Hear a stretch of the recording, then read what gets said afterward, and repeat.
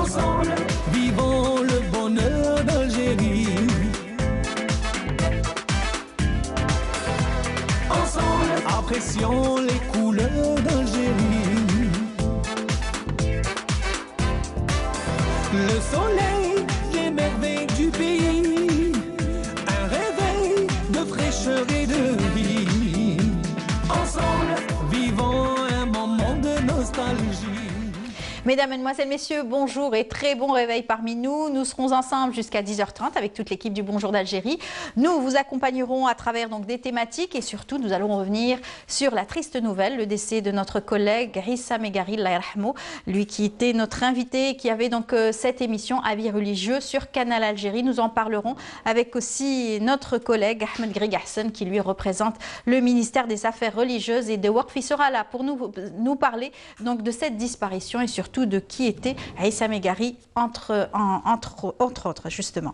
Nous allons aussi recevoir Fethi Benachnou, notre médecin, donc pour nous parler des analyses Covid-19, tout ce qui doit être dit sur les analyses sérologiques, le test aussi PCR, en tout cas tout savoir sur les analyses, comment les interpréter. Il va nous le décrypter à travers sa rubrique ce matin dans Bonjour d'Algérie. On aura également à revenir sur la disparition du grand footballeur Diego Maradona et pour ce faire, nous aurons aussi notre footballeur international Nasser Bouich qui sera parmi nous pour nous en parler en détail. Et puis les artistes sont toujours là, un artiste qui nous vient de Thiers, un jeune donc virtuose du piano.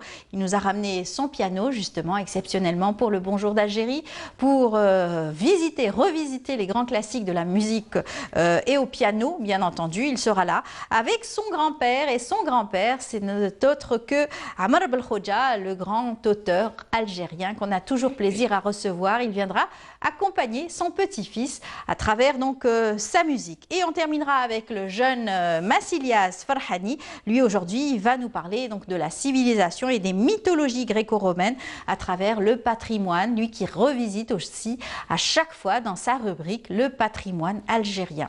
Voilà, c'est tout le programme qu'on a choisi pour vous. J'espère que vous allez l'apprécier. On commence tout de suite avec la météo et Mina Abed.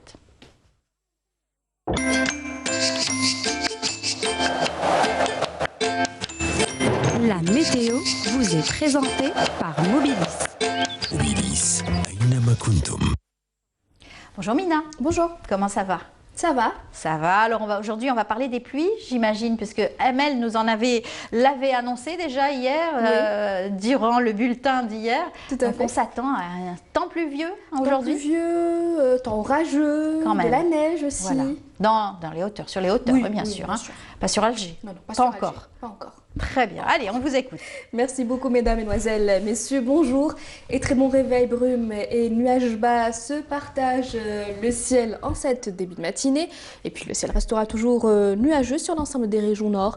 Couvert, notamment vers la partie ouest avec des pluies accompagnées d'orages, des pluies assez marquées. À l'ouest du pays, quelques pluies sur la partie centre, de la neige vers l'intérieur ouest. On notera également des vents assez forts, jusqu'à 60 km/h sur les régions intérieures. Sur la partie sud, eh bien, on notera des averses sur la Saoura, ciel dégagé sur le Nord-Sahara, le Sahara central ou encore l'extrême sud. Les températures de cet après-midi, eh bien, on notera sur la moitié nord 20 degrés à Alger, ainsi qu'à Tizi Ouzou, 11 degrés à Djelfa, on notera un minimum de 9 degrés du côté d'Al Bayad, 20 degrés à Hassim Saoud, 29 degrés du côté d'Ilizi, 22 Tanarasset et Janet, et enfin 33 degrés, ce sera la maximale pour l'extrême sud. On passe tout de suite à l'état de la mer pour cet après-midi. Eh bien, on notera une mer peu agitée, agitée sur l'ensemble des régions côtières avec des vents entre 10 et 20 km/h vers la partie ouest et entre 20 et 40 km/h sur le centre et l'est du pays. Place tout de suite à l'Asie pour aujourd'hui. Eh bien, le ciel restera assez couvert, notamment à Bangkok. On notera des orages, des pluies également à Jakarta ou encore Singapour, Manille, un ciel dégagé à Pékin et Hong Kong. Côté Mercure, on notera 12 degrés à Tokyo, 6 seulement à Pékin, 32 degrés à Manille, 26 à Hong Kong, 33 à Bangkok, 28 à Singapour et enfin 33 degrés à Jakarta. Excellente matinée et à tout à l'heure midi.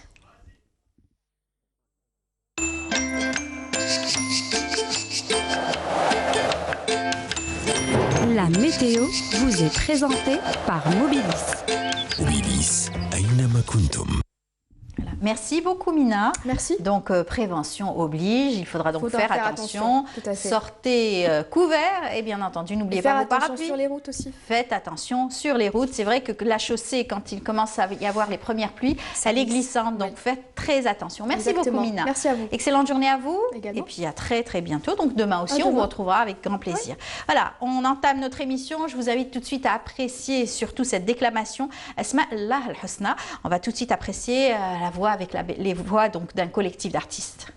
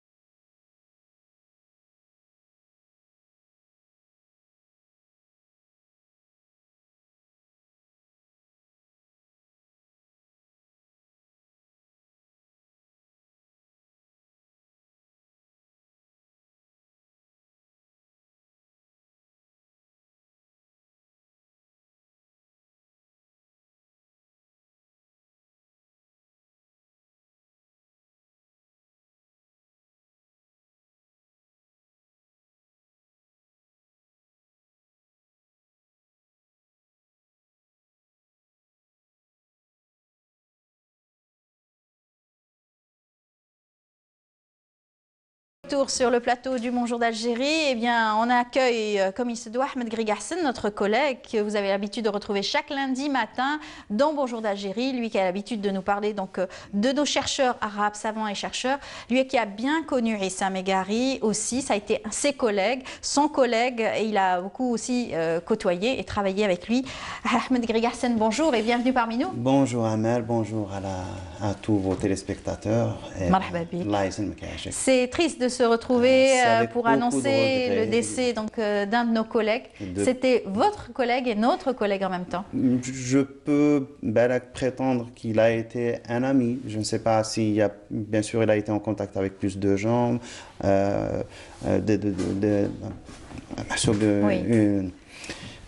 avec une plus grande durée, donc il les a connus pendant des années, plus que moi. Moi, je l'ai côtoyé depuis mon arrivée au ministère en 2017 jusqu'à ma sortie en 2020. Donc, ça fait 3 ans que je l'ai côtoyé. Je l'ai connu, j'ai connu sa petite famille, ses enfants à qui je pense.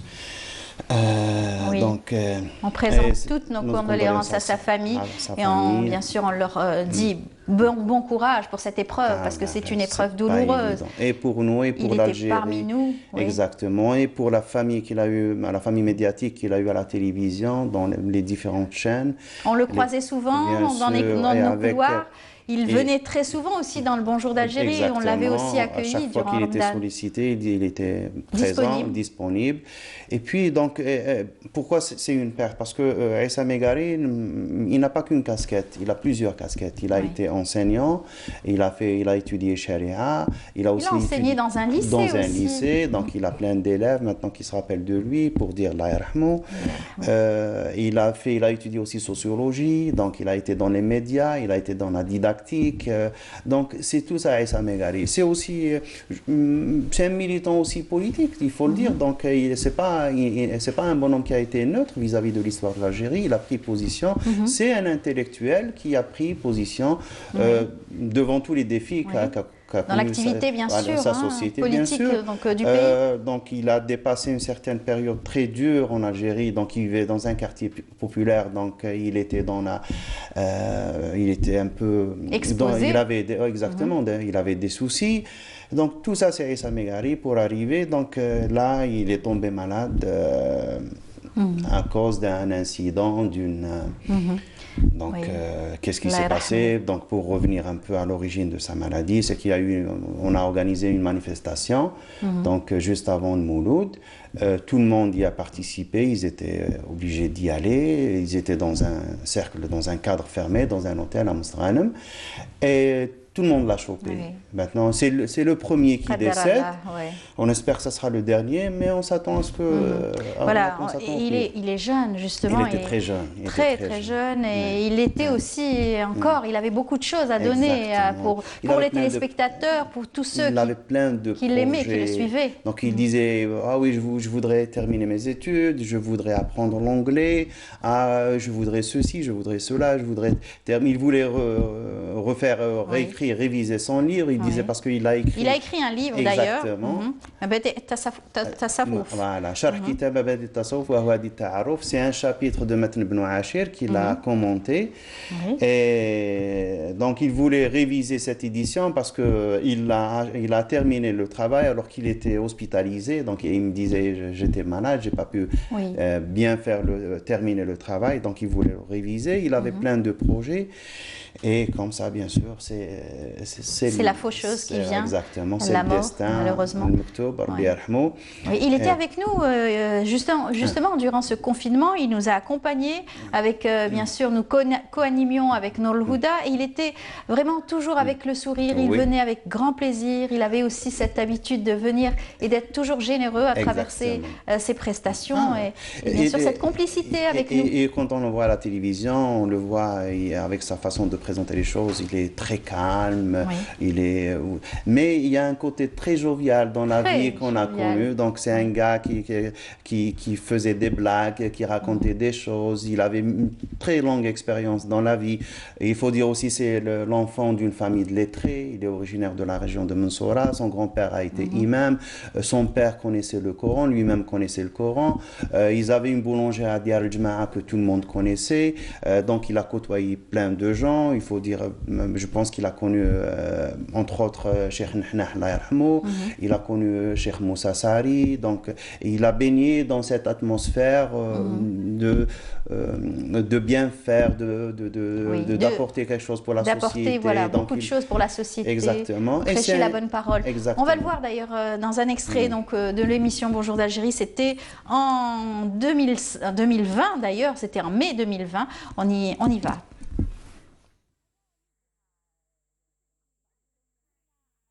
Bien sur la maîtrise de soi,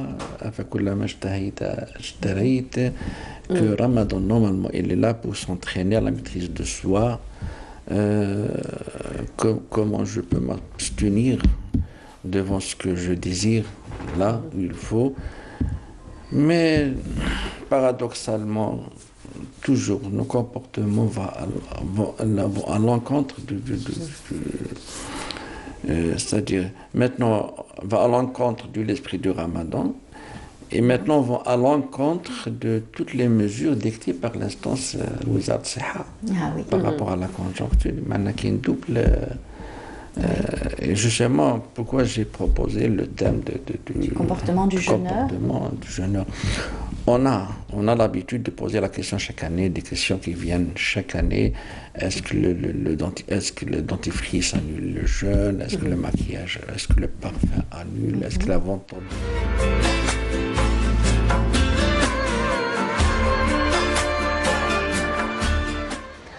بسم الله الرحمن الرحيم وصلى الله وسلم وبارك على سيد الأولين والآخرين المبعوث رحمة للعالمين سيدنا محمد صلى الله عليه وسلم وآله وصحبه أجمعين. Cheikh Fahmi, مرحبا بكم.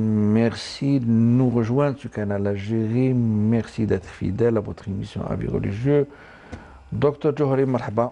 Merci de votre présence. Vous êtes toujours là pour répondre aux questions de nos téléspectateurs. Merci. Nous consacrons cette émission pour répondre aux questions qui nous sont parvenues par email. Les questions sont tellement nombreuses, donc d'un temps à un autre, on doit consacrer une émission pour y répondre, docteur. Voilà, c'était un extrait donc, de l'émission de Aïssa Megari. Vous avez pu le voir à travers Avis religieux, une émission qui a aussi beaucoup accompagné les téléspectateurs de Canal Algérie. Il était avec nous aussi, comme je vous l'avais dit, à la période, c'était Ramadan, et il avait répondu présent tout de suite pour nous accompagner. C'était en plein confinement. Nous étions d'ailleurs avec Noul Houda, la co-animation avec Noul Houda, et il était avec nous, et vraiment avec beaucoup de sympathie et donnait beaucoup de conseils aux téléspectateurs. C'est son éducation, c'est lui-même, aussi. Je profite de l'occasion pour présenter mes condoléances à ses deux amis, Johari, qui était tout le temps à la télévision avec lui, et puis son ami aussi intime, c'est Mohamed Ouidir Mchnan. Il était tout le temps avec lui dans le bureau, ils étaient là. Il avait aussi une qualité, chez Aïssa Megari, il raffolait de livres. Il raffolait de livres. Donc, dès qu'il voit un livre entre nos mains, il dit de quoi il parle, est-ce qu'il est bon, est-ce que je peux l'avoir, où est-ce que je peux l'avoir, il était ça. Donc, et puis, moi, je le voyais avec ses enfants, avec Ahmed et Jamila. Donc, je voyais le rapport qu'il avait avec eux. Des fois, quand il avait Ahmed au téléphone, il l'appelait. Je parle de lui comme ça pour que les gens connaissent aussi le côté personnel. Les coulisses, voilà, exactement. Donc, il y a Ahmed qui l'appelle, il prend. Donc, Ahmed qui commence à devenir un jeune homme comme ça, il lui dit Kho. Il me dit, tu vois, il m'appelle Kho. Qu'est-ce que je lui fais? Il ne faut rien lui faire, il faut le laisser grandir. Et puis voilà, donc c'était ça Aïssa Megari. Donc, c'est un homme très sympathique et c'est un homme très précis. Et très sérieux dans tout ce qu'il fait. Donc, quand il y a quelque chose que personne ne peut faire, on envoyait Aïssa Megari pour la faire. Donc, c'était le bonhomme, parce qu'il avait cette capacité, son calme, de réceptionner, comment dirais-je, d'absorber, exactement, c'est le terme. Les ondes négatives. Pour pouvoir, en fait, apporter donc, cette sérénité, ce calme. Donc, on le voyait à travers ses émissions, c'est vrai, son sourire, son calme, sa sérénité, il la transmettait aux téléspectateurs. Nous-mêmes, quand il était avec nous, c'était vraiment le calme et tout. Mais vous me disiez que finalement, au fond de lui, c'était un faux calme. C'est un faux calme parce que des fois, donc, quand il est devant des réactions, parce qu'avec ses amis, il réagit comme ça ouvertement. Donc, il exprimait un peu son énervement, l'excès qu'il a. Il dit... Mais... mais qu'il arrive à se contrôler. C'était ça. On a beaucoup appris avec lui. Et ce n'est pas fortuitement qu'il a choisi de commenter un livre de soufisme, parce qu'il disait que c'est vraiment ce qui manquait à notre société, ce qui manque aussi à nos imams, à nos ulama, c'est d'étudier cette partie du patrimoine islamique, le soufisme, parce que c'est une dimension très importante. C'est la dimension intérieure de l'homme qu'il faut corriger. Donc c'était ça, Issa Megari. Il laissera un grand vide, en tout cas, parmi les siens, parmi les gens tous ceux qui l'ont connu et côtoyé. Et même les téléspectateurs, il va leur manquer. Et bon, on dit Rabbi yarhamou, Rabbi Oussa'ali, Inch'Allah, Rabbi Sabbar Mali, sa femme en particulier, ses enfants. On est de tout cœur avec eux, ses frères et sœurs. Alors, en ce moment, c'est vrai que le monde entier passe par une période très difficile. Cette crise sanitaire qui a épargné personne, qui touche toute la population. Et bien, encore une fois, donc Issa Megari nous a quittés avec cette triste nouvelle. On est vraiment très touchés nous-mêmes et tous ses collègues qui l'ont côtoyé, avec qui il a travaillé. D'ailleurs, tout le monde se joint à moi pour justement présenter ses sincères condoléances à sa famille et tout son entourage. Merci beaucoup en tout cas d'être venu pour parler donc de Issa Megari et d'évoquer surtout son travail, son parcours, sa mémoire. En tout cas, et puis surtout, bon courage à vous. C'est très difficile aujourd'hui. Vous allez c'est un enchaînement de jeudis qui sont terribles. Et je vous dis sincèrement, pour moi hier, c'est comme la perte de mon père, comme la perte de ma tante. C'est un frère qui est parti. Et bon, c'est une suite, c'est la vie. Exactement. Et ben, merci beaucoup d'avoir témoigné et d'avoir apporté donc toutes ces informations concernant Issa Megari.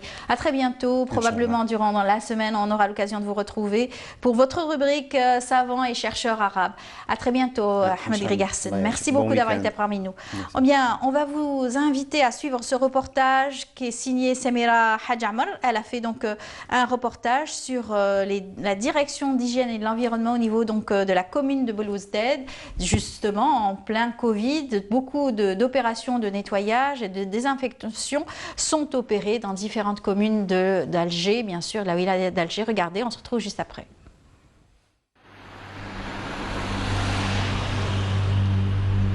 Le bureau de l'hygiène et de l'environnement de la commune de Belouizdad est sur le pied de guerre. Depuis mars déjà, ces équipes travaillent activement à assurer la sécurité des citoyens.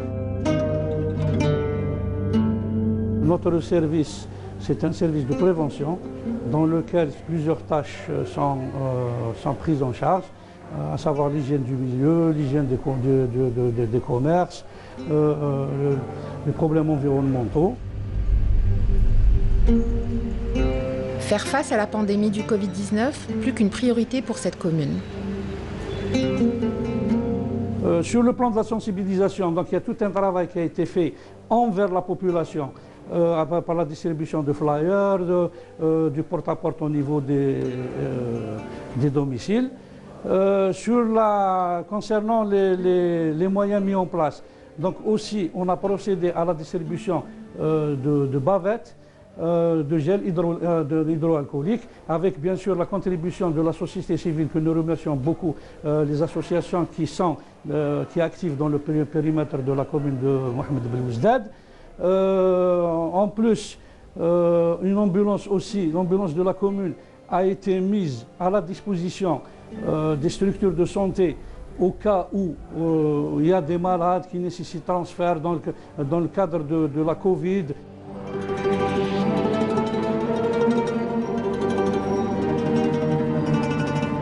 Une équipe sillonne quotidiennement les rues et ruelles de Belouizdad. Son rôle, dans un premier temps, prévenir et sensibiliser à l'application du protocole sanitaire contre le Covid-19.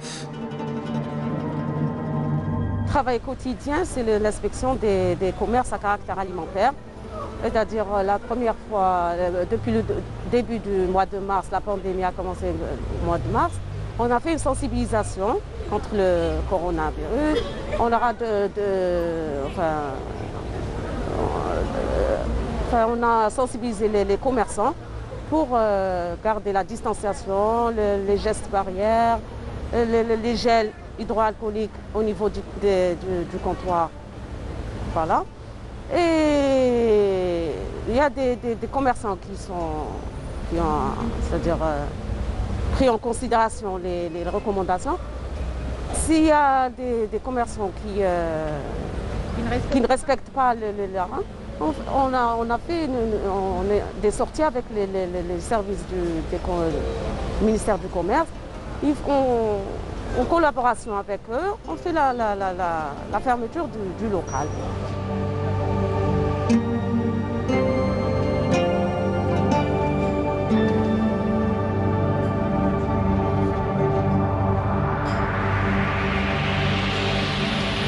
C'est parfois un parcours du combattant pour les employés de la mairie. Faire adopter les consignes de sécurité et d'hygiène peut se révéler anecdotique et coûter des sanctions au passage. Jusqu'à maintenant, cette Covid, elle reste un inconnu, un ennemi inconnu. Et le seul moyen de se défendre contre cet ennemi-là, c'est de se protéger. Et la protection, elle vient d'où? C'est le port de la bavette, c'est la distanciation, c'est les mesures d'hygiène élémentaires, c'est le lavage des mains plusieurs fois par jour. À chaque fois qu'on touche quelque chose, on se lave les mains. Ça se résume à des mesures préventives. C'est l'arme la plus efficace qu'on a et c'est l'unique arme.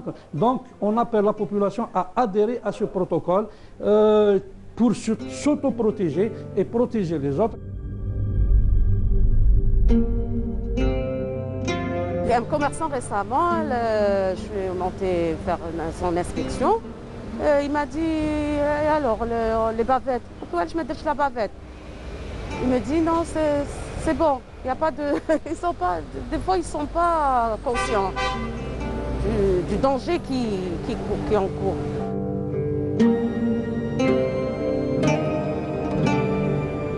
Pour Tofek, pâtissier installé sur le boulevard du Ruisseau, il n'y a pas à transiger. C'est protocole sanitaire ou pas d'accès à sa boutique. ماذا بيا نقول حاجه للناس دوك اللي يجي نقولوا دير بافات ولا ما ديرش لافات ومو هذه بينو وبين روحي ابالو باللي الوقت اللي رانا فيه دوكا ماشي انا اللي نقول لك دير بافات ولا انا نوبليجيك دير بافات مي بصح كاين عباد يجيب لا بافات ما يديرش لا بافات شغل ميم واحد تقول له دير بافات شغل لك باليش انا شغل لك تسيف عليه فهمتيني كيفاش انا ماذا بينا لي بافات يديروهم وحنا يدخلوا واحد بالواحد مرحبا بهم حنا نتهلاو فيهم انا دايرين كاع الاحتياطات اختي.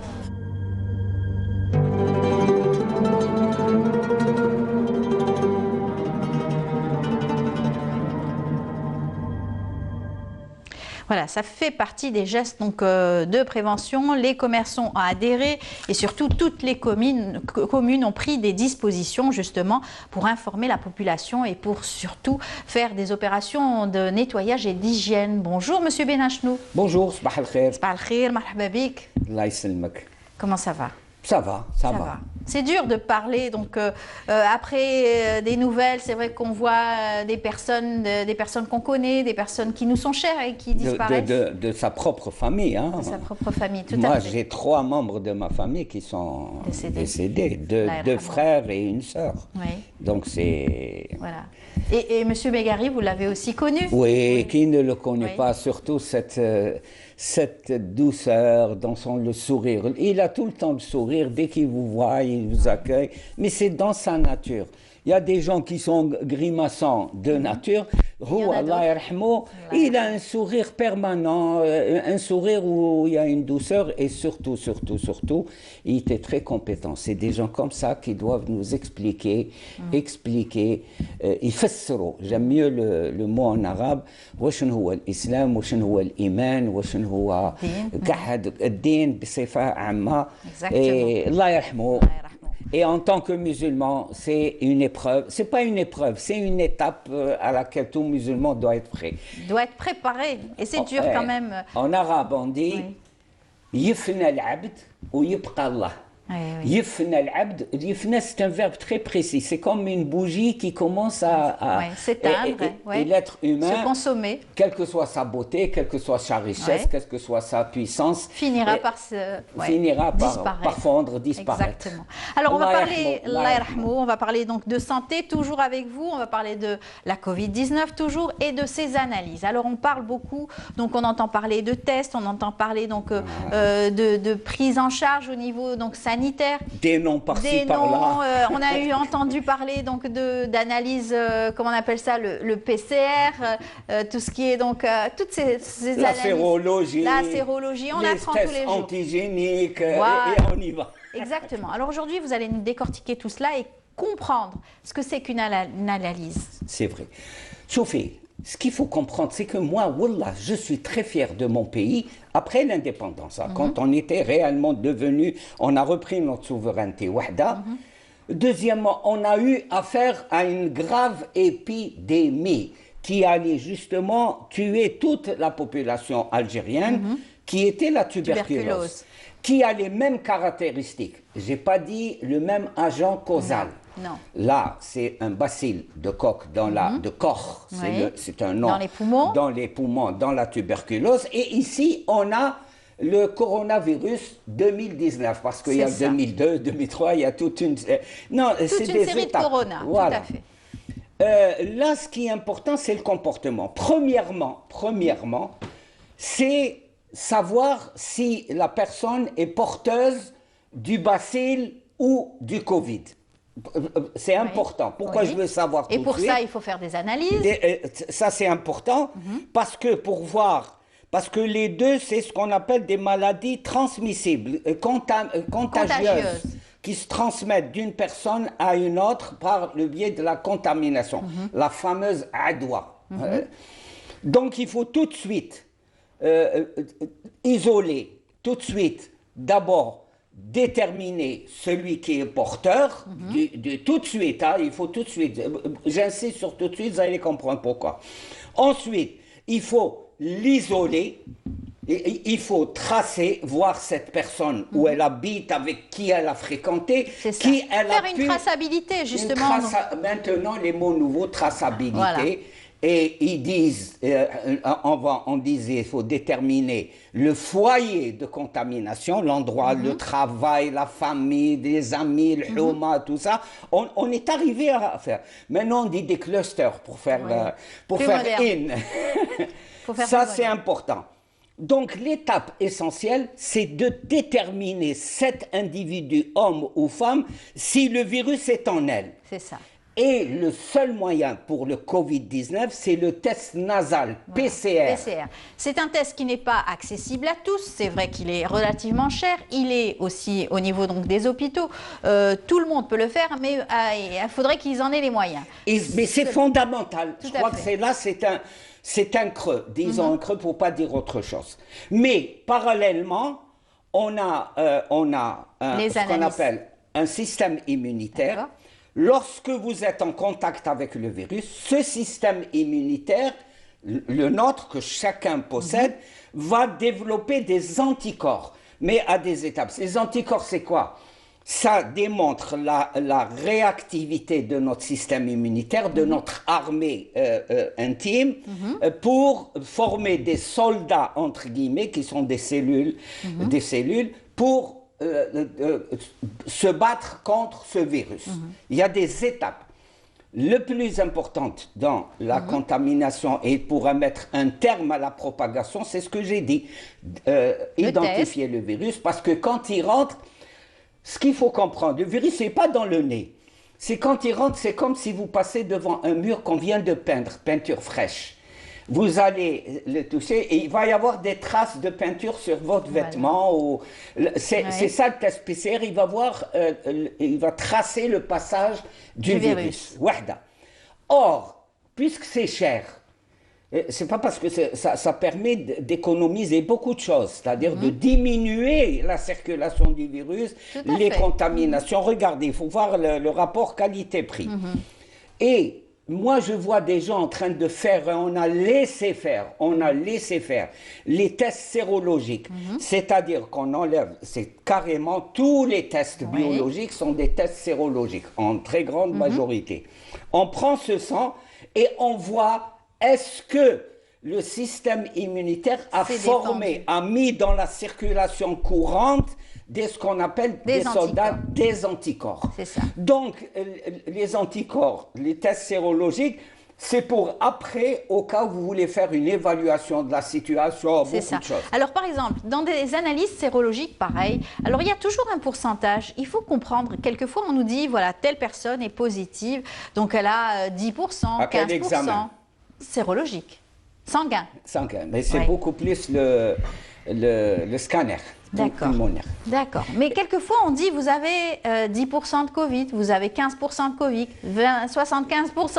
Alors, comment interpréter cela? Les gens, les scientifiques ne sont pas très d'accord avec ce pourcentage. Comment fixer ce pourcentage? Comment ce pourcentage est venu? Surtout au scanner, à ce même plateau, au début de l'épidémie, il y avait un radiologue américain qui est arrivé à filmer le virus dans les poumons, comme des grappes de raisin. On l'a montré même sur ce canal Algérie.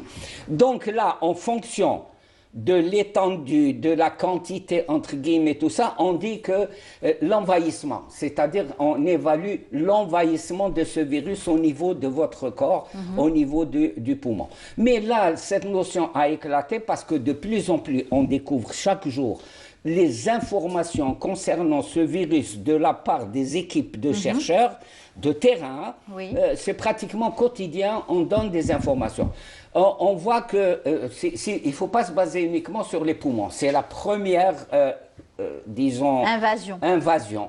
Mais là, de plus en plus, on dit qu'il y a dans le cerveau, qu'il y a dans les reins. C'est pour ça qu'il donne des insuffisances rénales.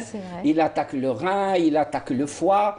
Et il y a une technique, par exemple, la mairie de Paris, elle analyse chaque jour les eaux usées. Les eaux d'assainissement, et parce que le virus est dans l'appareil digestif, il se retrouve dans les selles, il va être éliminé. Il va être éliminé. Et en fonction du pourcentage de virus rencontré chaque jour dans les eaux usées, on dit attention, il va y avoir une augmentation des cas. Donc vous voyez que c'est pas sur ça qu'il faut se baser. Aujourd'hui, il y a une autre technique. On dit qu'on arrive aussi avec un stéthoscope de déterminer si la personne est Covid ou pas en écoutant son cœur ou voilà. Je vous adore. Non, parce que c'est un virus aérien. Il se transmet par voie aérienne, globalement. Et là, c'est classique, depuis le début de la médecine, je vous ai parlé de la tuberculose.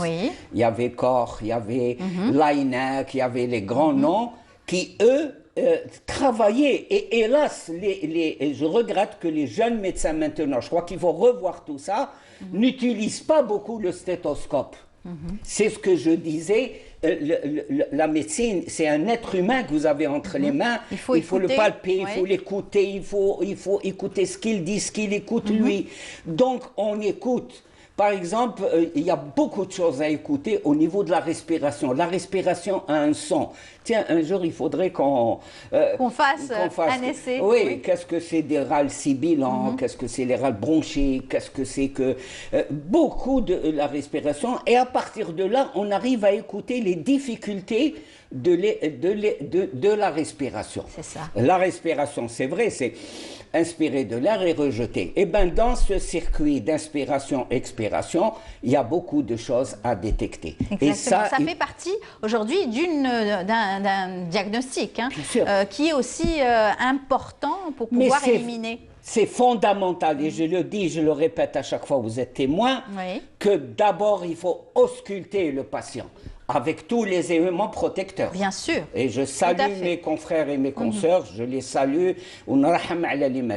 Mais d'abord, la médecine, ça n'est pas à travers des appareils, à travers des estimations, 50%, 40%. Oui, mais on aimerait comprendre quand même, quelquefois, quand vous faites des analyses, vous êtes peut-être aussi orienté, on va vous orienter. Si vous devez rester confiné chez vous, au moins que vous sachiez si c'est grave ou pas. Si vous devez très bien, très bien. Premièrement, l'attitude à avoir, c'est d'abord se tester, PCR, c'est-à-dire le test nasal, voir si réellement le virus est passé par les fosses nasales. Wahda. Pourquoi je veux savoir ça? C'est pour à peu près savoir. Je dis, monsieur, est-ce que vous avez des signes? Parce qu'on peut avoir le virus et ne pas avoir encore de signes. Oui. 3-4 jours avant, la première des mesures à faire, monsieur, isolez-vous. D'accord. Deuxièmement, ça me permettra de dire, monsieur, qui c'est votre femme, qui c'est votre sœur. Toutes les personnes en contact. Toutes les personnes, c'est tracé, c'est le traçage. C'est un travail traçage. C'est tout simplement une enquête épidémiologique que l'on n'a pas fait. Chez nous, pourquoi, je ne sais pas. En 1975, on le faisait facilement. Il faut dire que les personnes ne sont pas toujours réceptives à cela. Voilà, mais ce n'est pas quelque chose d'étonnant. Personnellement, moi, je ne trouve pas d'étonnant parce que j'ai participé à cette lutte-là. C'est très facile, Winchcon, des trucs aussi simples que ça. D'accord. Donc, détecter le virus, tracer comment il s'est déplacé, qui a-t-il pu contaminer. Ensuite, tout simplement, isoler. Ça, c'est très important, isoler. Parfait. Pourquoi? Parce que la personne, même si elle n'a pas de signe clinique, est contaminante. Exactement. Elle va... ici, il y a une technique qu'on appelle le R0. Je ne vois pas pourquoi on c'est le patient zéro. C'est de là où est partie l'épidémie. Un patient qui a contaminé les 3. 3 personnes. Et c'est algorithmique. Chaque personne va elle-même contaminer 3 autres personnes. Et si vous laissez ces gens-là dans la nature, vous allez avoir une flopée de cas. Donc vous voyez qu'il y a une méthodologie qu'il faut appliquer. Et moi j'aimerais surtout parler de ces tests. On est en train de... Pourquoi n'est-on pas intervenu? Ces tests sérologiques, ça ne sert à rien du tout dans l'étape actuelle. Dans l'étape actuelle qui est celle de détecter les porteurs de virus contaminants. Alors, il y a des personnes qui développent justement, qui ont le Covid et ensuite ils ont donc négatif, positif. Donc ils sont encore contagieux parce qu'ils ont encore des anticorps dans le sang. Voilà. Là, par exemple, ça, c'est positif et négatif en même temps. Positif. Ensuite, il y a la nature même du test. Il y a ce qu'on appelle les faux positifs, les vrais positifs. Ça complique encore plus. Il y a des gens qui ont fait tests négatifs, mais qui réellement, ils ont développé des signes. Donc avec tout ça, il y a un pourcentage. On dit que ce test est à 80%, tout ça. Mais il reste encore, il faudra donc surveiller. Mettre en quarantaine toujours. Mettre en quarantaine, confinement, isoler. Insister sur les mesures barrières, ce masque, se laver les mains. Il y a toute une stratégie à appliquer sur le terrain, mais pas rester sur des chiffres. Voilà, j'ai comprimé tout ça. On vous a un petit peu comprimé toutes ces informations aujourd'hui pour le téléspectateur. C'est vrai, on aura l'occasion de continuer à en parler dès la semaine prochaine, Inch'Allah. Sans problème. Rendez-vous pris, Inch'Allah. Merci beaucoup, Monsieur Benachnou. Toujours un plaisir de parler et de vous recevoir pour parler donc de santé et surtout de santé actuelle. On continue notre émission. On va parler football actuellement, tout de suite, avec bien sûr la disparition d'un grand nom du football international, Diego Maradona, qui nous a aussi quitté cette semaine. Regardez, c'est un résumé et hommage donc aussi à Diego Maradona, un reportage signé Riyad Belkhadim. J'ai 2 rêves, disputer la Coupe du Monde et la gagner. Ces mots sont del pibe del oro, Diego Maradona à l'âge de 12 ans. Ces 2 rêves, il les réalisera en 1986 au Mexique, lors d'un mondial de haute volée avec l'équipe d'Argentine. Il sera décisif avec l'Albiceleste à 10 reprises avec 5 buts et 5 passes décisives, et tout cela en 7 rencontres. Mais c'est surtout son match contre l'Angleterre en quart de finale qui forgera la légende. Dans ce duel rendu bouillant par l'affrontement de 2 pays au Malouine, le malicieux Maradona marquera d'abord de la main, geste qu'il qualifiera plus tard de main de Dieu, avant de dribbler victorieusement toute l'équipe adverse. Ce but a d'ailleurs été consacré comme le plus beau but du XXe siècle par la FIFA en 2002. Malgré un mondial espagnol en 82 complètement raté et une Coupe du Monde 90 perdue en finale, et marqué par les sifflets italiens à son encontre, Diego Maradona, avec ses 34 réalisations en 91 sélections, a aussi été élu meilleur joueur de l'histoire des Coupes du Monde par le magazine américain Times, devant Pelé et Beckenbauer, excusez du peu. Idole en Argentine, Diego l'est également à Naples, en Italie, qu'il l'avait transféré pour un montant record à l'époque, 7,5 millions de dollars. Accueilli par 75 000 personnes au stade San Paolo de Naples lors de l'été 84, il doit vite s'imposer comme l'un des meilleurs joueurs du monde. Entre 87 et 90, il est au sommet de son art. Il remporte le doublé, Coupe Championnat en 87, sacré meilleur buteur de la Serie A en 88. Il gagne la Coupe de l'UEFA en 89, première fois pour le Napoli, avec une note de 10 sur 10. Dans la Gazzetta dello Sport, c'était en finale contre Stuttgart, puis encore une Scudetto en 90. Maradona, c'est aussi des frasques extrasportives. Cette grande carrière a été jonchée de frasques sur les terrains et en dehors, car à l'inverse de l'autre idole argentine, Lionel Messi, Diego était tout sauf lisse. En 91, il a été contrôlé positif à la cocaïne après un match joué avec le Napoli contre Bari.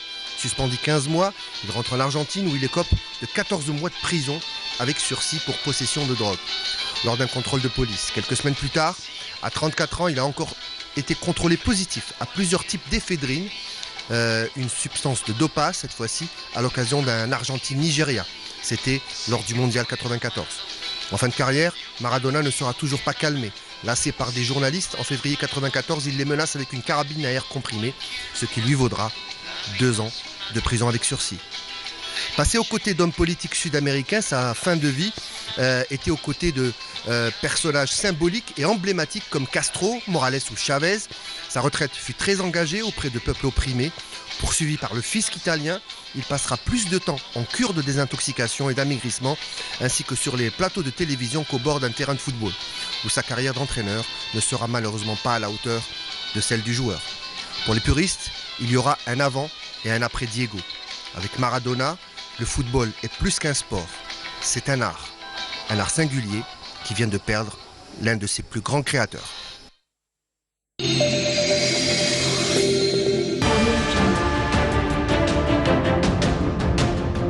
Enfin une peinture algérienne aux normes internationales. Tous vos besoins en peinture intérieure, peinture métal, préparation de support ou peinture extérieure, choisissez Coral Peinture. Coral Peinture, c'est les maths à faire.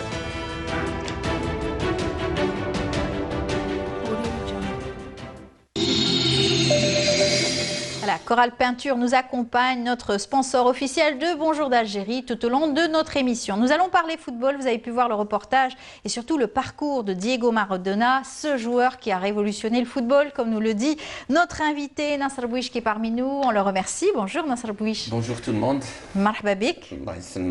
On est heureux de vous avoir sur notre plateau. Pareillement. Ça faisait longtemps. Oui, à une certaine époque, vous étiez là pour suivre. Maison, oui, voilà, absolument. Mais pour suivre. Mais ça fait toujours plaisir d'être parmi vous. Là. Allah yasselmek, marhaba bik. En tout cas, je rappelle que vous êtes donc footballeur international, attaquant au Mouloudia, c'est ça, Mouloudia d'Alger. Et un club qui vous tient toujours à cœur. Vous les accompagnez, vous êtes dans les médias en ce moment avec eux. Oui, dans le service média, marketing et tout ce qui va avec. Ouais. On le reconnaît à la couleur de votre bavette. Tout à fait. Aux couleurs du club, bien sûr. Aux couleurs du club. Alors, quand on parle de Diego Maradona, c'est vrai que vous aussi, ça vous a marqué. Son jeu, il est de la même génération que vous? Tout à fait. Déjà, on est né, notre naissance, elle est presque, parce qu'on a fait partie d'une génération semblable, exactement. On a fait une Coupe du Monde junior au Japon.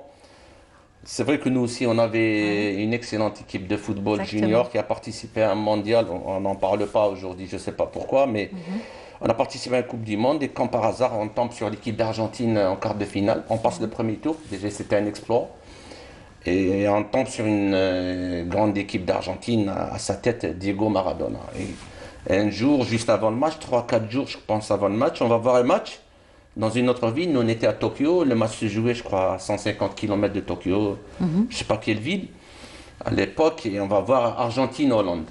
Pologne, pardon. On arrive et c'est pas possible. On connaissait Armando Maradona, Diego Armando Maradona. Mais on le voit ici, devant nous, devant nos yeux. En vrai. Mais c'est un spécimen, c'est pas possible. C'est pas possible. Ouais. Après, au retour dans le bus, l'équipe d'Argentine avait gagné à l'époque, je crois, 3-1 ou 4-1. Et on devait les jouer prochain tour. Bon, c'est un gros morceau et tout, mais nous, on était insouciants, on n'avait pas peur. Bien sûr, et puis vous étiez allé pour gagner. Vous vouliez donc représenter votre pays. Ils avaient en plus Maradona. Et dans le bus, j'avais dit aux gars, les gars, aujourd'hui, peut-être on a vu un peu... un exemple de ce qui nous attend. Ce qui nous attend est le joueur qui va révolutionner le football.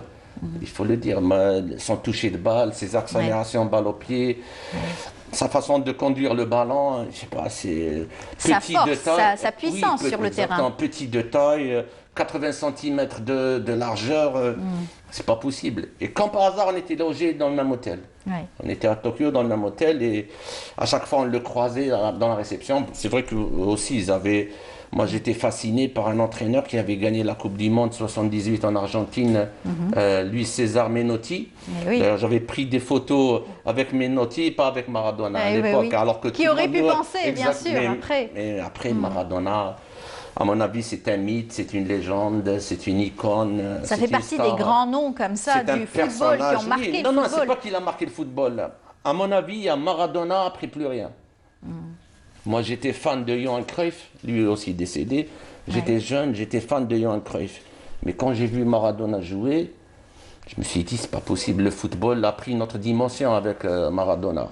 Après, c'est vrai que, vous savez, lui, il joue en Argentine, il était Argentinos Junior. Il part, il joue à Boca Junior.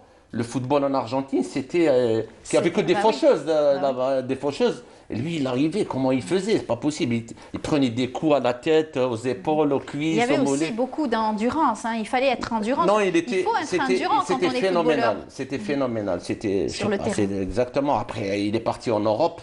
Et ce qu'il a fait en Europe, bon, un peu moins Barcelone, mais à Napoli, une petite ville perdue au sud de l'Italie. D'ailleurs, quand on voit les informations, tout le monde est vraiment très triste. Ses fans, tous ceux qui l'ont suivi, regardé, et malgré toutes ces années où il n'était plus sur les terrains, il reste quand même une icône vraiment qui a marqué le football.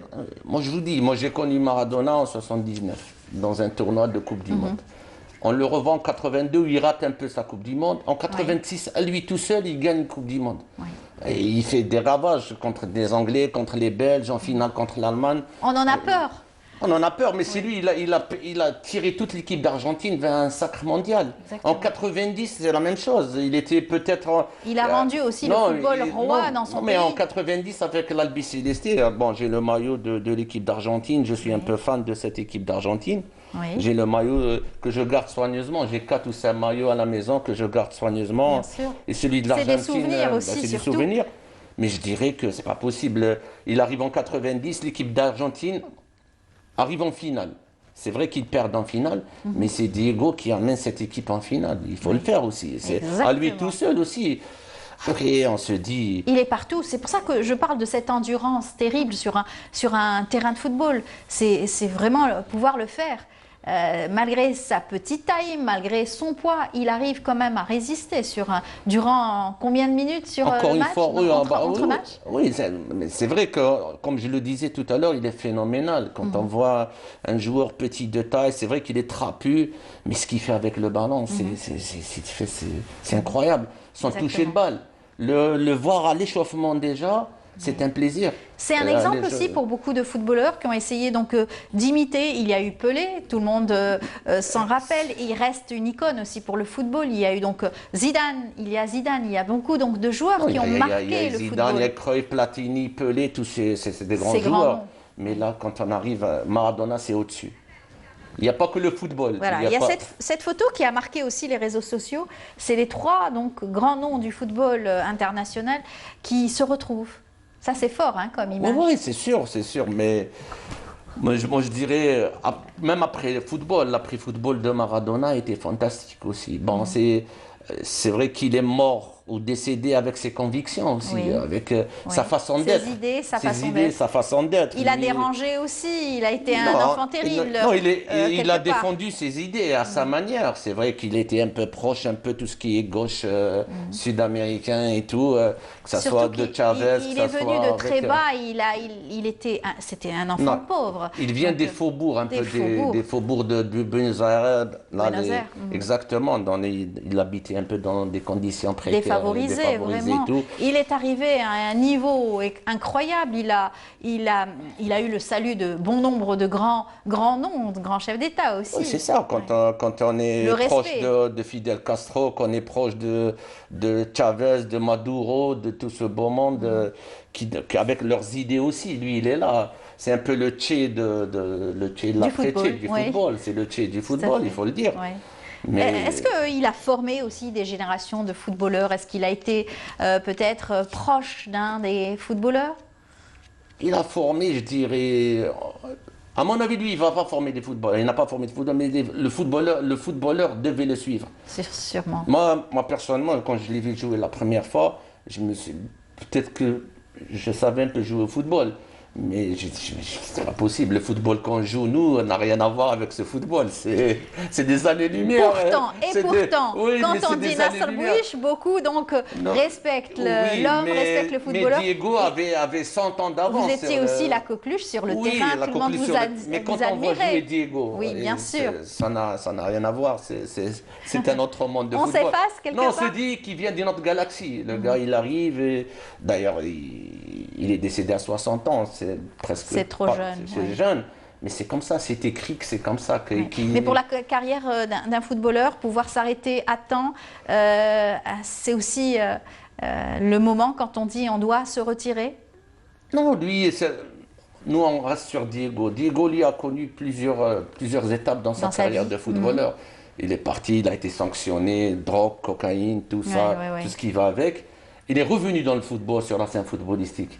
Il a marqué en tant qu'entraîneur aussi. Oui, en tant que joueur déjà. En 1994 aux États-Unis, il est revenu. Après, on lui a cherché des noises et tout. Mais il était là, c'était Diego Maradona. Après, c'est vrai, peut-être qu'il a eu moins de chance d'être... il a été sélectionneur, il n'y avait pas de résultat. Mais je reviens toujours un peu...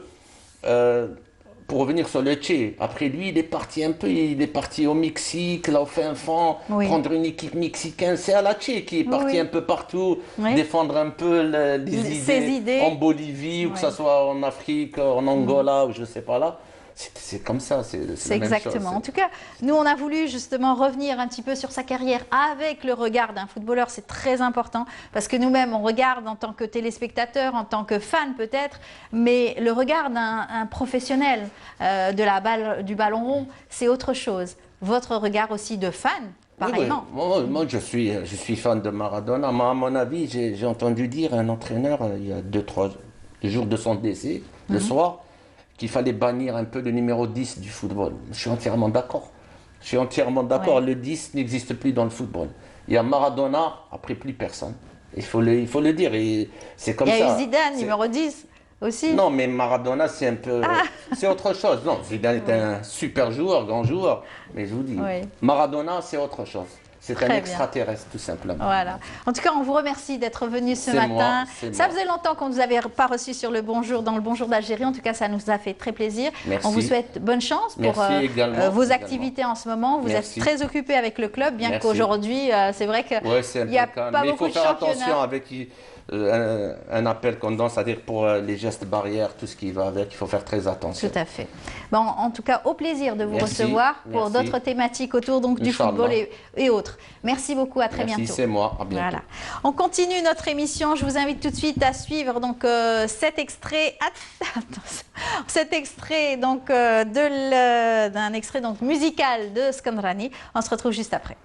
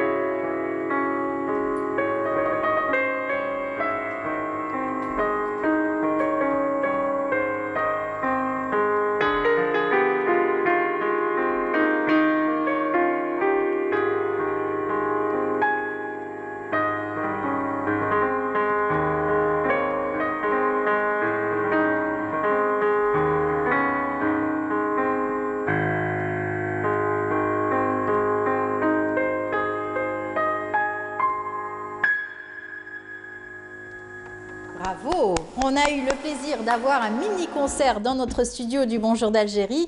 D'ailleurs, va nous rejoindre Amir Mortari.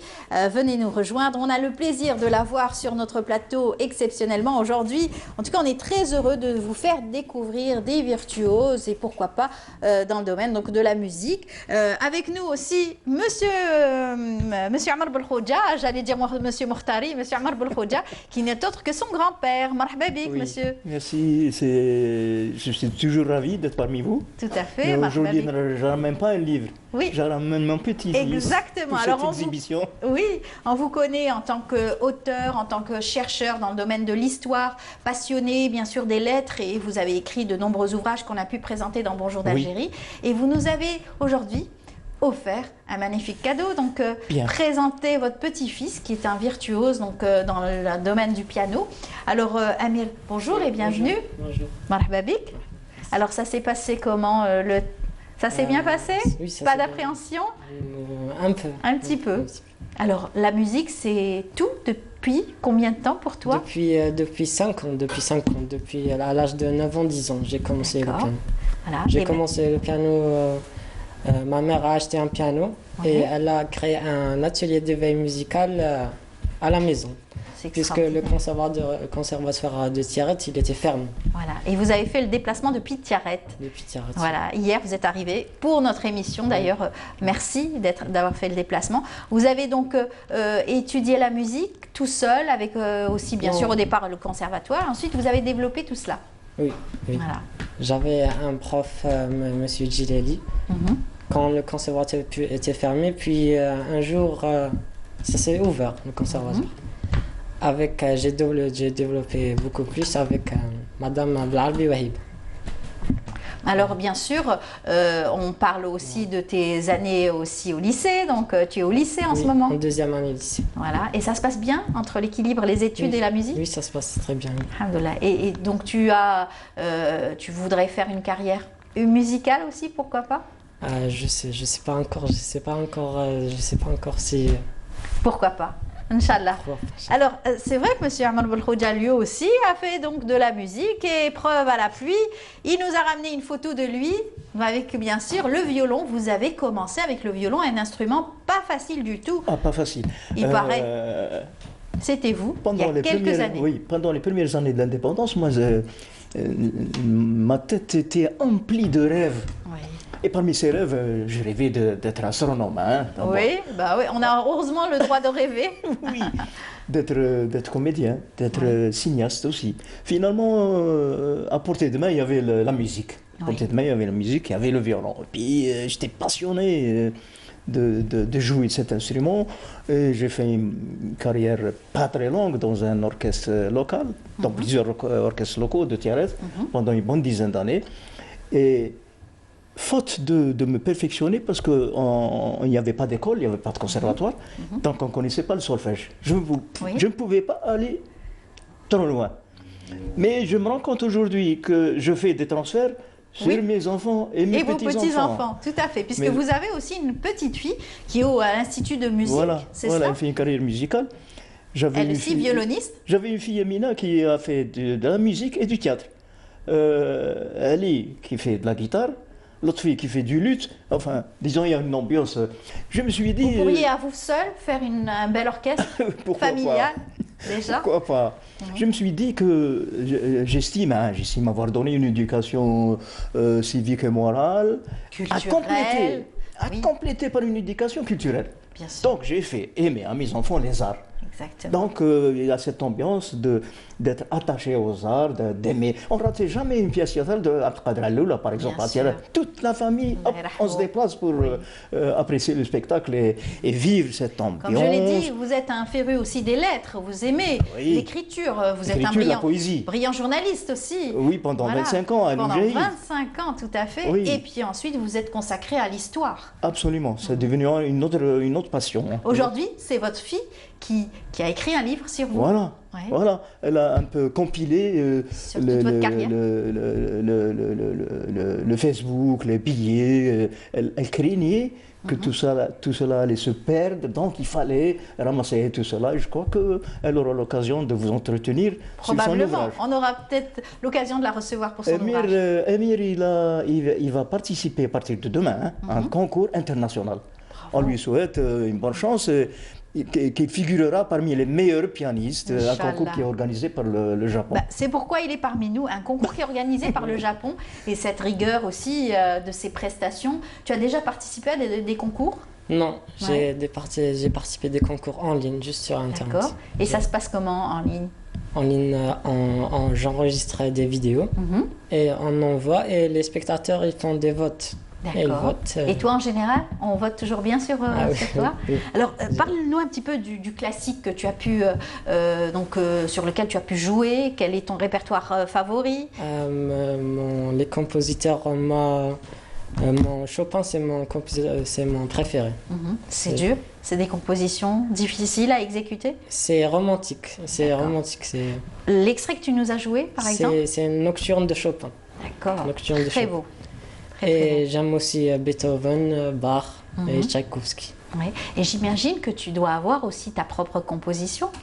Tu en as déjà fait? Un peu, oui, des improvisations, juste des improvisations. Très bien. Oui. Et pourquoi pas peut-être te lancer dans la composition musicale? Oui. Mhm.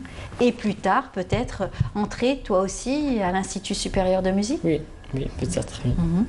Alors, quels sont tes rêves aujourd'hui? Mon rêve, je pourrais faire un concert de musique classique sur une grande scène. Oui. C'est bon, je sais pas encore. Et c'est ta sœur qui est donc aussi dans le violon, la musique? Oui, ma Ouais. sœur Yara qui fait du violon à l'Institut musical. Elle nous regarde probablement ce Oui, matin. certainement. Elle aurait pu être avec nous ce matin d'ailleurs. On la salue, on salue toute la famille, bien sûr, qui vous encourage aussi Oui. à faire de la musique. C'est aussi une formidable thérapie. Tu l'as dit toi-même tout à l'heure. Et mon cousin Amin, qui était un grand pianiste, Amin Mourtali, j'ai sa photo ici. Oui, J'ai on sa connaît, photo. bien sûr. Et- Larry Berg. Oui. Mhm. Et qui était un professeur en physique nucléaire. En plus.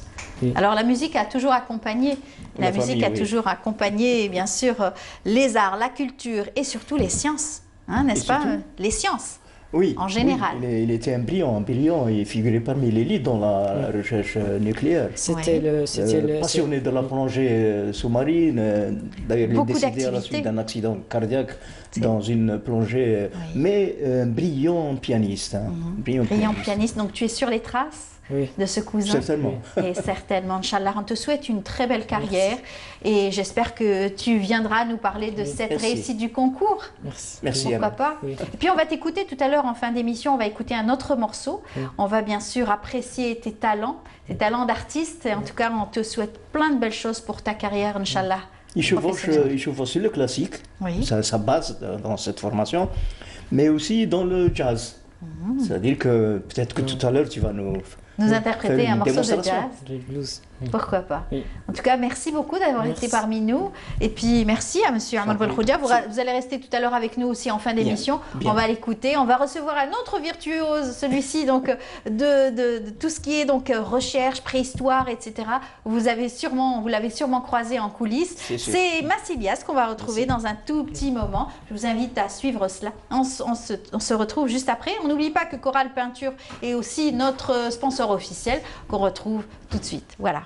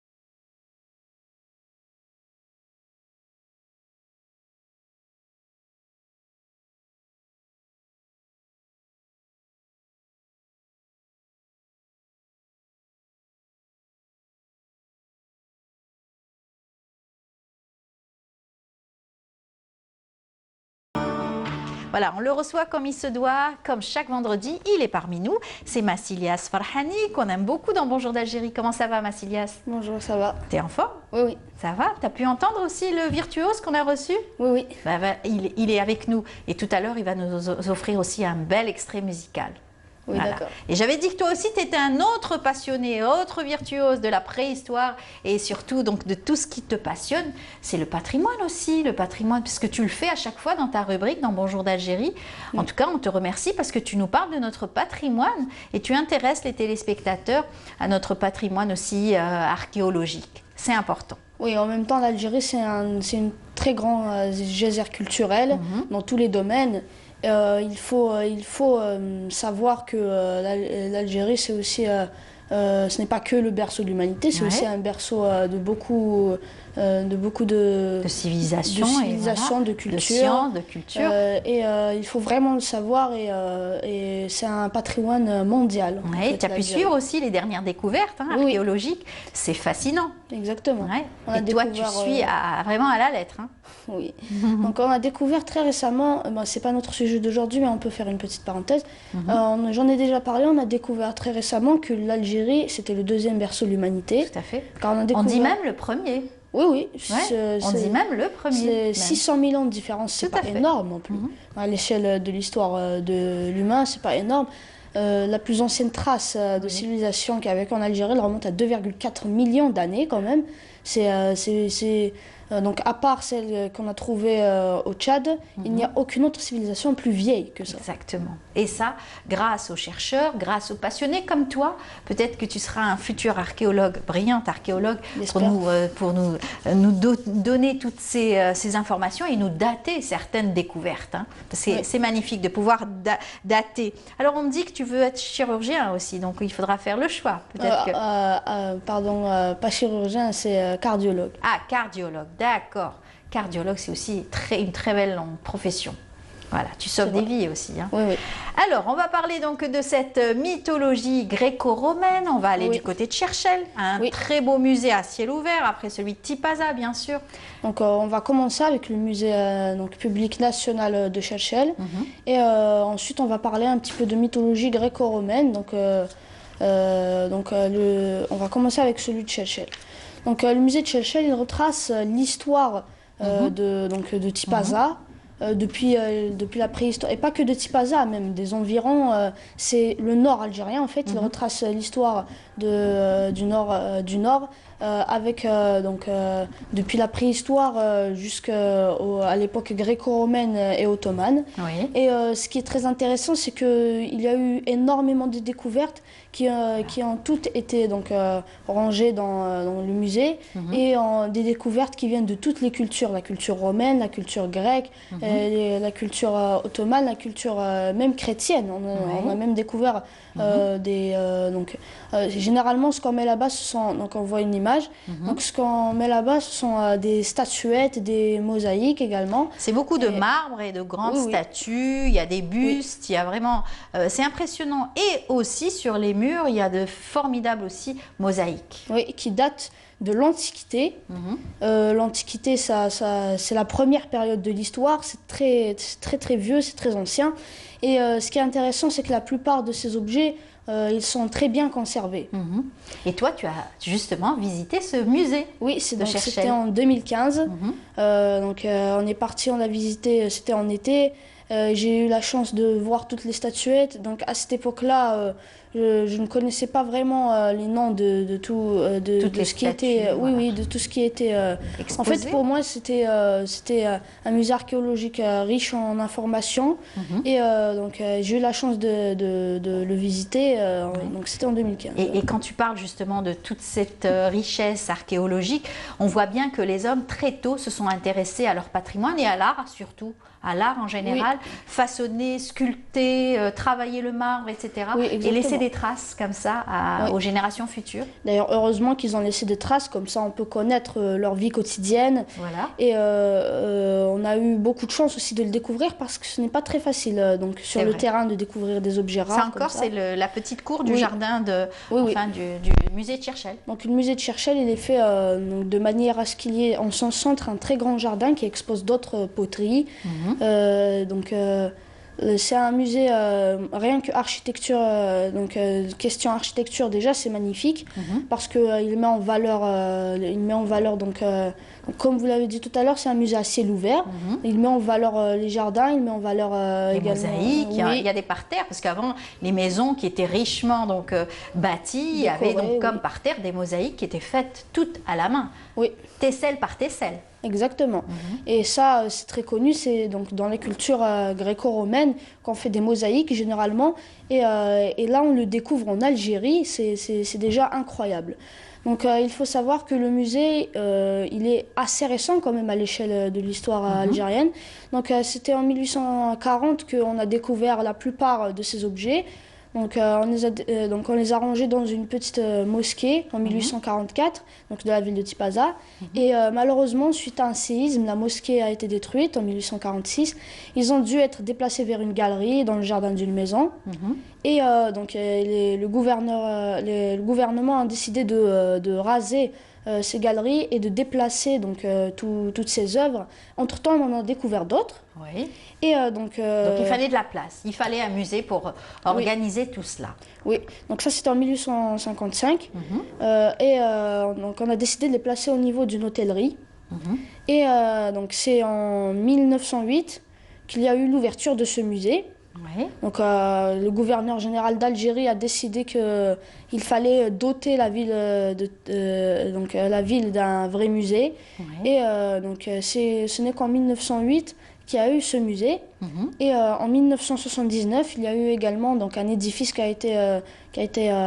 l'édifice a été restauré en quelque sorte parce qu'il n'était plus en mesure de recevoir d'autres œuvres tellement il était complet. Voilà, ils ont dû rajouter. C'est colossal quand on voit toutes ces grandes statues qui font partie de ce musée. C'est vraiment beaucoup de travail pour les conservateurs, les archéologues. Il faut aussi faire des moulages pour conserver certains objets.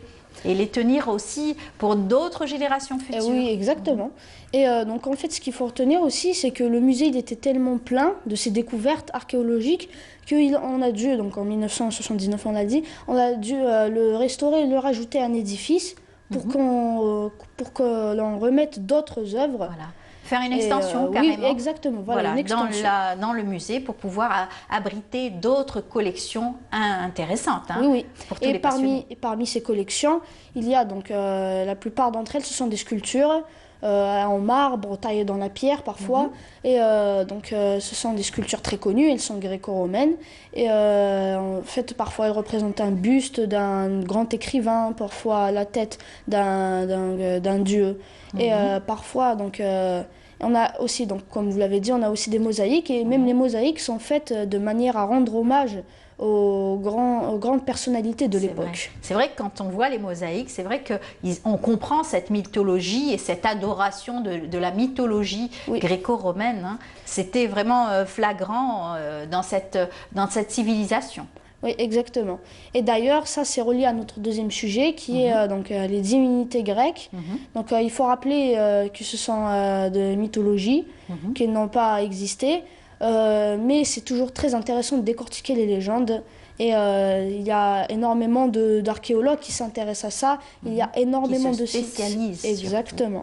Il y a énormément d'archéologues qui partent dans les anciennes civilisations ottomanes, qui partent en Grèce, à Rome, pour dénicher ces lieux insolites. Et la plupart d'entre elles, on retrouve des merveilles archéologiques. Et d'ailleurs, quand on dit merveille, c'est pas peu dire parce que le seul temple qui nous reste aujourd'hui, donc c'est le temple d'Athéna à Athènes, il est considéré c'est l'une des 7 merveilles du monde antique.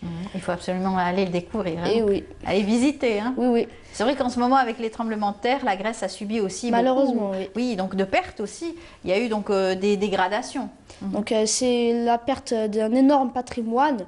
Mais il reste encore beaucoup de choses à découvrir car on n'a même pas découvert ne serait-ce que la moitié. On sait même avec des traces, non pas des édifices, on a découvert même des traces de ces édifices donc qui ont été détruits au fil du temps. Oui. Et par exemple, on a la preuve que donc il y avait un temple à Sparte qui était le plus grand temple de Grèce. Malheureusement, il a été détruit.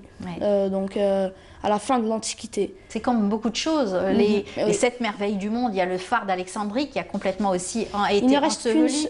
Il a disparu. Oui, il ne reste qu'une seule merveille du monde qui est intacte, on va dire. Et c'est la pyramide de Khéops. Donc, comme on l'a dit tout à l'heure, le temple d'Athéna, c'est vrai qu'il est toujours debout, mais quand même, on a perdu beaucoup de choses. Par exemple, on n'a pas découvert énormément de statues à l'intérieur. D'habitude, les temples, ils sont gorgés de statues qui représentent les dieux. Il y a certaines des divinités. Il y a quoi comme divinité qu'on connaît? Il y a Zeus, il y a... Donc, le roi, le dieu des dieux, le dieu de l'éclair, c'est Zeus. Il y a également Athéna. Donc, il faut savoir également que chaque ville, chaque cité, on les appelle cités, chaque cité grecque porter le nom ou bien et favoriser un dieu. Par exemple, Athènes, comme son nom l'indique, c'est Athéna qui favorisait, donc la déesse de la guerre et de l'intelligence. Par exemple, Sparte, eux, préféraient Poséidon, donc dieu des mers et des océans. Et il y avait, on va dire, 3 dieux principaux. Donc il y avait le plus grand, c'était Zeus, qui a mené des batailles contre les titans, qui a également aidé les hommes, donc tout ça c'est dans les légendes, qui a également aidé les hommes à remporter des batailles contre leurs ennemis, par exemple à la Troie. Et également... il y a également donc, Poséidon, qui est le deuxième dieu suprême, donc, comme on l'a dit. Et c'est le dieu de la mer. On appelait même les branleurs de terre, car parfois il pouvait provoquer des tremblements de terre si puissants. Oui. Et lui, il était un peu moins positif, parce on que a même baptisé des bateaux avec ce don, Poséidon. En tout cas, on a été ravis d'en apprendre tellement davantage avec toi. Comme chaque vendredi, on apprend sur notre histoire, sur notre patrimoine. Grâce à toi, on a pu visiter aujourd'hui le musée de Cherchell. Ça va donner aussi envie à beaucoup d'y aller, aussi rencontrer et voir un petit peu toute cette histoire et cette archéologie. Merci beaucoup, Massilias. À la semaine prochaine? La semaine prochaine, oui. Inch'Allah. Et puis on n'oublie pas que Coral Peinture nous accompagne et nous a accompagnés tout au long de cette émission. Merci à vous tous de nous avoir suivis.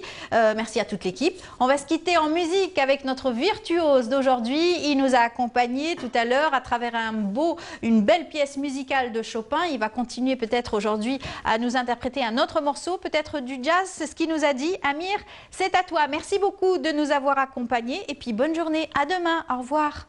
C'est à toi, Amir. Tfaddal.